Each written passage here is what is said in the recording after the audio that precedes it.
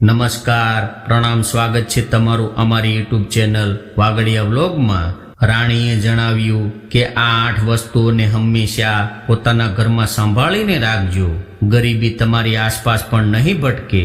મિત્રો, આજની કહાની ખૂબ જ રોચક અને જ્ઞાનવર્ધક છે અને આજનો વિડીયો ખૂબ જ મહત્વપૂર્ણ બનવાનો છે, એટલે તમને વિનંતી છે કે આ વિડીયો અંત સુધી ધ્યાનથી સાંભળજો અને વિડીયો પસંદ આવે તો લાઈક શેર કરજો।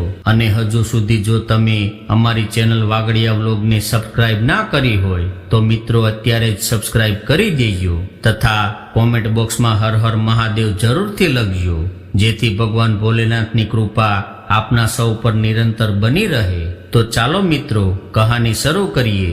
એક દેશ હતો, તે દેશનો રાજા ખૂબ જ ક્રૂર અને ઘમંડી હતો। તે હંમેશા વિચારતો કે મારી પાસે તો ખૂબ જ ધન સંપત્તિ છે અને પૈસાના બળથી હું કંઈ પણ કરી શકું છું। જો હું ધારું તો આ મોટા મોટા પહાડોને ખોદાવીને જમીનને સમતલ કરી નાખું। હું ધારું તો મારા ધનના બળથી ખૂબ જ મોટી સેનાનું નિર્માણ કરીને કોઈ પણ દેશ ઉપર ચડાઈ કરીને તેને જીતી લઉં। ધનમાં અપાર શક્તિ હોય છે અને મારી પાસે ધનની કોઈ કમી નથી, એટલે હું પણ સર્વશક્તિમાન છું। તે પોતાના ધનને સ્ત્રી, પુત્ર, માતા પિતા, મિત્ર, હિતેચ્છુ, સગા સંબંધી અને સર્વસ્વ માનતો હતો। તે ધનના મોહમાં એવો ચકચૂર થઈ ગયો હતો કે તે પોતાને બધાથી મોટો અને મહાન ગણવા લાગ્યો હતો। તેની પ્રજા પણ તેના સ્વભાવથી અત્યંત પરેશાન રહેતી હતી। સંજોગોને આધીન તે રાજાના લગ્ન એવી રાણી સાથે થયા કે જે ખૂબ જ ભણેલી હતી અને બુદ્ધિમાન પણ હતી। તેને તેના પતિનો આ ધનનો નશો પસંદ નહોતો। તેનું માનવું હતું કે દુનિયામાં સૌથી મોટું જે ધન છે તે બુદ્ધિ છે। બુદ્ધિથી જ બધા કામ થાય છે, બુદ્ધિથી જ ધન કમાવી શકાય છે। તમારી પાસે કરોડો રૂપિયાની ધન સંપત્તિ હોય, પરંતુ જો તમારી પાસે બુદ્ધિ ન હોય તો તે ધન દોલત વધારે સમય સુધી ટકી શકતી નથી। અને જો તમારી પાસે ધન ન હોય પરંતુ બુદ્ધિ હોય તો તે બુદ્ધિથી મનુષ્ય પોતાને ધનવાન બનાવી શકે છે। મિત્રો, એક દિવસ તે રાણીએ પોતાના રાજાને આ વાત સમજાવી કે જુઓ, ધનનું આટલું મોટું ઘમંડ સારું નથી। દુનિયામાં ધન બુદ્ધિથી જ પેદા થયું છે। મારી નજરમાં ધન એટલું શ્રેષ્ઠ નથી જેટલી બુદ્ધિ છે। કોઈ પણ કાર્ય ધીરજથી કરવું, સમજી વિચારીને કરવું, બુદ્ધિથી કરવું, તેને જ ઉન્નતિનો મૂળ મંત્ર કહેવામાં આવે છે। બુદ્ધિ ના હોય તો ભરેલા ખજાના પણ લૂંટાઈ જાય છે, રાજાથી રંક બની જવાય છે। રાણીની આ વાત સાંભળીને રાજાને લાગ્યું કે તે ધનનું અપમાન કરી રહી છે અને તેને તેની રાણી પર ખૂબ જ ગુસ્સો આવી ગયો અને તેણે રાણીને કહ્યું કે રાણી, તારી નજરમાં જો બુદ્ધિ શ્રેષ્ઠ છે અને ધન કંઈ પણ નથી, તો હું એ જોવા માંગુ છું કે ધન વગર તું પોતાની બુદ્ધિથી કેવી રીતે સુખી રહી શકીશ। રાજાએ પોતાની રાણીથી નારાજ થઈને તેને પોતાના મહેલમાંથી કાઢી મૂકી અને મહેલથી દૂર એક વિરાન જગ્યામાં એક ઘરમાં રહેવા મોકલી દીધી। તેની સેવા માટે 2 દાસીઓને પણ સાથે મોકલી, પરંતુ એક ફૂટી કોડી પણ તેને આપી નહીં। તેના ઝવેરાત, ઘરેણાં બધું જ રાજાએ લઈ લીધું અને રાજાએ તેને કહ્યું કે હવે તારે જે કંઈ પણ કરવાનું છે તે તારી બુદ્ધિથી જ કરવાનું છે। હવે હું જોઉં છું કે તારી આ બુદ્ધિ તને કેટલું ધન આપે છે। રાણીને રાજાના આવા દુર્વ્યવહારથી સહેજ પણ દુઃખ થયું નહીં। ત્યારબાદ રાણીએ શું કર્યું તો એક સફેદ કપડામાં 2 ઈંટો બાંધી અને તેની ઉપર પોતાના નામની એક ચિઠ્ઠી ચોંટાડી દીધી અને તે ઈંટોને લઈને એક શેઠને ત્યાં ગીરવી મૂકી। શેઠે વિચાર્યું કે આ કપડા ઉપર રાણીની મહોર લાગેલી છે તો જરૂર આની અંદર કંઈક કિંમતી વસ્તુ હશે। રાણીએ તેના બદલામાં જેટલા પૈસા મંગાવ્યા હતા તે બધા જ શેઠે આપી દીધા। રાણીએ તે રૂપિયાથી વ્યાપાર શરૂ કરી દીધો। થોડા દિવસોમાં રાણીએ પોતાના વ્યાપારથી એટલું બધું ધન કમાઈ લીધું કે શેઠનું કરજ પણ ચૂકવી દીધું અને પોતાનો વેપાર પણ મોટો કરી દીધો। તે વ્યાપારના બચતના પૈસાથી રાણીએ ગરીબો માટે મફત દવાખાનું, પાઠશાળા અને અનાથ આશ્રમ ખોલાવી દીધા. જે જગ્યાએ રાણીનું ઘર હતું ત્યાં ધીરે ધીરે હવે લોકોનો વસવાટ થઈ ગયો હતો. લોકો રહેવા લાગ્યા હતા. ત્યાં મોટું બજાર બની ગયું હતું. મોટી મોટી ઇમારતો પણ બની ગઈ હતી. તે જગ્યા હવે ખૂબ જ સુંદર દેખાવા લાગી હતી. બીજી બાજુ હવે રાજા એકલો થઈ ગયો હતો અને તેની આસપાસ તુતારા અને ચાપલુસી કરવા વાળા લોકો જ હંમેશા રહેતા હતા. પહેલા રાજા પાસે રાણી હતી તો કોઈ પણ તે રાજાની પાસે ચાપલુસી કરવા આવી શકતું નહોતું. હવે રાણી નહોતી તો તેવા લોકોને રાજાને લૂંટવા માટેની તક મળી ગઈ હતી. તેઓએ એક કક્ષા સુધી લૂંટફાટ મચાવી દીધી હતી કે થોડા દિવસોમાં રાજાનો ખજાનો ખાલી થઈ ગયો. રાજ્યના કર્મચારી પોતાના કાર્યમાં બેદરકાર બની ગયા. રાજ્યમાંથી જે કરના પૈસા આવતા હતા તે વચ્ચે જ ઝડપી લેવામાં આવતા. ધનની કમીના કારણે મહેલના નોકરોને પણ પગાર નહોતો મળતો. આવી દશા જોઈને રાજાને કંઈ પણ સમજમાં નહોતું આવતું કે હવે તે શું કરે. એક દિવસ રાજા બધો કારોબાર મંત્રીઓને સોંપીને થોડા દિવસ માટે બહાર ફરવા માટે ગયો. ચાલતા ચાલતા તેમને રસ્તામાં એક નગરી મળી. ઠગ લોકો ઠેર ઠેર રસ્તો રોકીને બેઠા હતા. રાજાને જોઈને એક કાણિયો ઠગ રાજા પાસે આવ્યો અને તેણે કહ્યું કે રાજા સાહેબ, હું તમારી પાસે જ આવી રહ્યો હતો. 4 વર્ષ પહેલા મેં મારી એક આંખ તમારી પાસે 5,000 રૂપિયામાં ગીરવી રાખી હતી. તમે આ તમારા રૂપિયા લઈ લો અને મને મારી આંખ પાછી આપી દો. મિત્રો, આ ઠગની ચાલાકી તે રાજા સમજી શક્યો નહીં. રાજાએ કહ્યું, જો હશે તો કોઈ મંત્રીને ખબર હશે, પણ હું તો કાંઈ જાણતો નથી. ત્યારે તે ઠગ બોલ્યો કે રાજા સાહેબ, મેં મારી આંખ કોઈ મંત્રી પાસે નહીં પરંતુ તમારી પાસે ગીરવી મૂકી હતી. તમે જ હવે મારી આંખ પાછી આપો, નહીં તો હું તમારી ખૂબ જ બદનામી કરીશ. મિત્રો, બદનામીના ડરથી તે રાજાએ તે ઠગને 10,000 રૂપિયા આપ્યા અને કહ્યું કે હવે તું અહીંથી ચાલ્યો જા અને કોઈને પણ કંઈ કહીશ નહીં. તે ઠગ 10,000 રૂપિયા લઈને ખૂબ જ પ્રસન્ન થયો અને ત્યાંથી ચાલ્યો ગયો. થોડું ચાલ્યા બાદ રાજાને એક બીજો ઠગ મળી ગયો જેનો એક કાન કપાયેલો હતો અને તે પણ કહેવા લાગ્યો કે હે રાજા સાહેબ, મારો એક કાન મેં તમારી પાસે ગીરવી મૂક્યો હતો. તમે આ તમારા પૈસા લઈ લો અને મને મારો કાન પાછો આપી દો. રાજાએ તેનાથી પણ પીછો છોડાવવા માટે તેને પણ 10,000 રૂપિયા આપીને ત્યાંથી ભગાડી દીધો. આવી જ રીતે રાજાને રસ્તામાં કેટલાય ઠગોએ લૂંટી લીધો. હવે ધીરે ધીરે તેની પાસે જે કંઈ પણ મૂડી હતી તે બધી હવે ખતમ થઈ ગઈ. હવે તો રાજા ખાલી થઈ ગયો હતો અને ચાલતા ચાલતા તે એક બીજા પ્રદેશમાં પહોંચી ગયો. ત્યાંની એક ખૂબ જ દુષ્ટ અને સુંદર રાજકુમારી હતી. તેણે એવી પ્રતિજ્ઞા લીધી હતી કે જે કોઈ જુગારમાં તેને હરાવશે તો તે તેની સાથે લગ્ન કરશે અને જે હારશે તેને બંદી બનાવીને જેલમાં નાખી દેવામાં આવશે. અત્યાર સુધીમાં તેણે સેંકડો રાજાઓને પોતાને ત્યાં કેદ કરી રાખ્યા હતા. તે છળ કપટથી વિરોધીઓને જુગારમાં હરાવી દેતી અને હારવા વાળાને બંદી બનાવીને જેલમાં નાખી દેતી હતી. રાજકુમારીની શરત સાંભળીને તે રાજાના મનમાં પણ તે રાજકુમારી સાથે લગ્ન કરવાની ઈચ્છા થઈ. જ્યારે તે રાજા રાજકુમારી સાથે જુગાર રમવા માટે ગયો તો રાજકુમારીએ તેને પણ હરાવી દીધો અને શરત મુજબ તેને પણ બંદી બનાવીને જેલમાં પુરાવી દીધો. રાજા વિચારવા લાગ્યો કે હું તો વિવાહ કરવા માટે આવ્યો હતો, પણ હવે તો હું ન ઘરનો રહ્યો કે ન ઘાટનો રહ્યો. બીજી બાજુ તે રાજાની રાણીને ખબર પડી કે મારા પતિને કોઈ એક રાજ્યમાં ત્યાંની રાજકુમારીએ જુગારમાં હરાવીને બંદી બનાવી દીધો છે. ત્યારે તે રાણીને ખૂબ જ દુઃખ થયું. તે પોતાના રાજાને છોડાવવા માટે ત્યાંથી ચાલી નીકળી. તે રાણીએ એક રાજકુમારનો વેશ ધારણ કર્યો હતો અને જે રસ્તેથી તેના રાજા ગયા હતા તે જ રસ્તેથી તે ચાલવા લાગી. તે એક ઠગ નગરી પાસે પહોંચી અને તે એ જ ઠગ નગરી હતી જ્યાં ત્યાંના ઠગોએ રાજાને લૂંટ્યો હતો.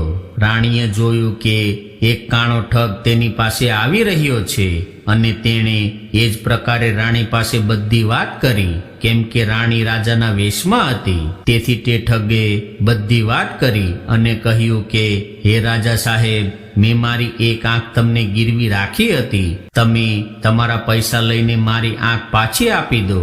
રાણી ખૂબ જ સમજદાર હતી અને તે સમજી ગઈ કે આ ઠગ લોકો છે. રાણીએ કહ્યું કે, હા હા, અમારી જોડે ઘણા બધા લોકોની આંખો ગીરવી મૂકેલી છે. એમાં અમને કેવી રીતે ખબર પડે કે તારી આંખ કઈ છે? તું મને તારી બીજી આંખ કાઢીને આપી દે, તો હું તેના પ્રકારની જ તેજ વજનની આંખ શોધીને હું તને આપી દઈશ.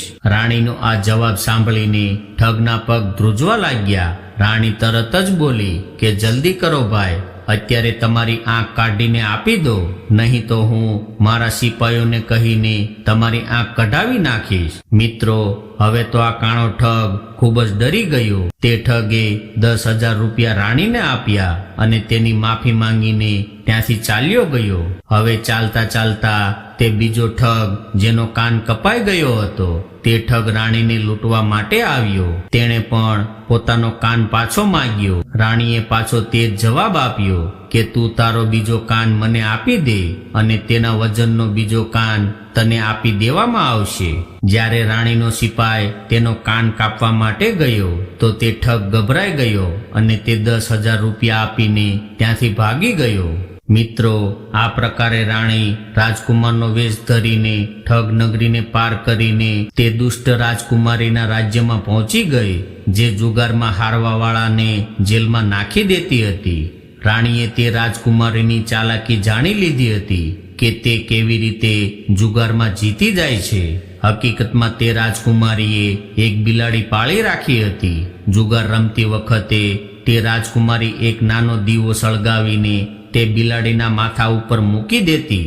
જ્યારે તે હારવા જઈ રહી હોય ત્યારે તે બિલાડીને ઈશારો કરી દેતી અને બિલાડી પોતાનું માથું હલાવીને તે દીવો બુંજાવી નાખતી અને એટલામાં જ રાજકુમારી પોતાની ચાલ બદલી દેતી. રાણીએ તેનો પણ તોડ શોધી નાખ્યો હતો. રાણીએ એક નાનો ઉંદર લઈ લીધો અને પોતાની પાસે રાખી લીધો. તે રાણી રાજકુમારના વેશમાં રાજકુમારી સાથે જુગાર રમવા માટે બેસી ગઈ.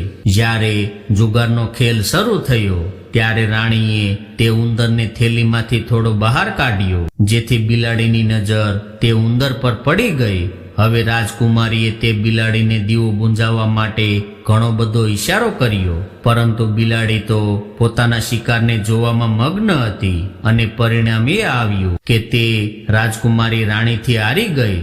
શરત મુજબ રાજકુમારીને તેની સામે જીતનાર સાથે લગ્ન કરવાનું હતું, પરંતુ સામે જીતનાર રાણી તો સ્વયં એક સ્ત્રી હતી. એક સ્ત્રી બીજી સ્ત્રી સાથે કેવી રીતે લગ્ન કરી શકે?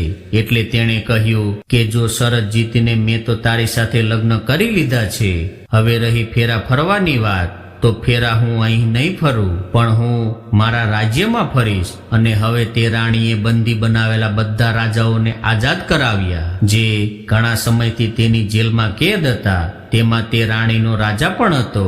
તે બધા જ કેદીઓના ગળામાં ચામડાનો પટ્ટો લટકાવેલો હતો, જેના પર તેઓના નામ લખેલા હતા. તે રાણીએ પોતાના રાજાના ગળામાંથી કાઢેલો પટ્ટો મંગાવીને પોતાની પાસે રાખી લીધો અને તે રાણી રાજકુમારીને લઈને પોતાના નગરમાં પાછી આવી ગઈ. હવે રાજા તેની રાણી જે જગ્યાએ રહેતી હતી ત્યાં પાછો આવ્યો અને તે નગરમાં ફરવા માટે નીકળ્યો. રાજા નગરનો બહારનો નજારો જોઈને ખૂબ જ દંગ રહી ગયો.